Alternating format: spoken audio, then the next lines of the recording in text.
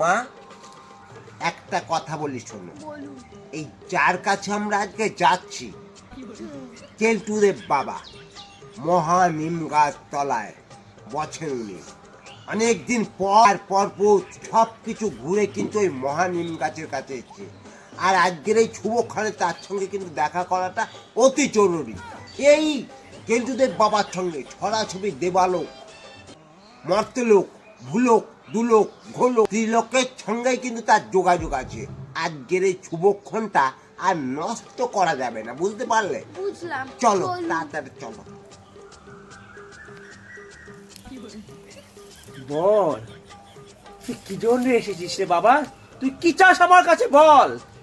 দুটো মাত্র অপশন আছে, এই দুটো অপশনে তুই জীবনে একটা চা। দুটো অপশান বাবা, কি কি সেই দুটো যদি বলেন তাহলে আমাদের একটু বুঝতে সুবিধা হয়। কি বৌমা? প্রথম অপশন শোন, সেটা তুই বাড়ি, গাড়ি, বাংলো, সোনা দানা সব পাবি।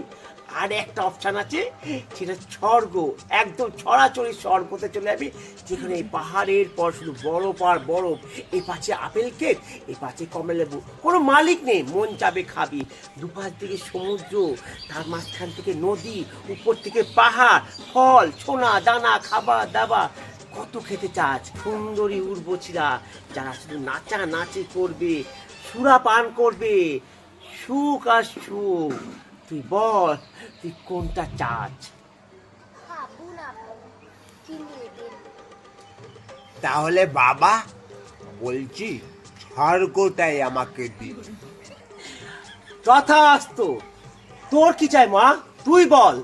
আমার বাবা, আমার কিচ্ছু চাই না বাবা, আমার শুধু একটু আশীর্বাদ করুন। এইরকম নির্লোভী মানুষ আমি পৃথিবীতে দুটো দেখিনি। সুখী হ মা, তুই সুখী হ। চলো আজকে তোমার বাড়ি চলো, দেখা। আমি কি করেছি শুনি? কেন বোঝো নাই? এত ভালো অফার কি কেউ ছাড়ে নাকি? আমি তো কোনো অফার ছাড়িনি।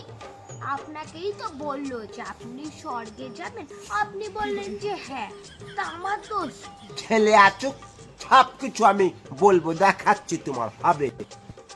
কেলটুদেব বাবা যে বলে দিল স্বর্গে যেতে পারবে, তাহলে তুমি এই অফারটা হাতছাড়া করলে কেন? আমারে বুঝায় বলতে পারবে? সত্যি কথা বলবো, আপনার স্বর্গ যখন ওখানে, আপনি চলে গেলে তো আমার এটাই বাড়ি ঘর দুয়ারি তো স্বর্গ হয়ে যাবে। হ্যাঁ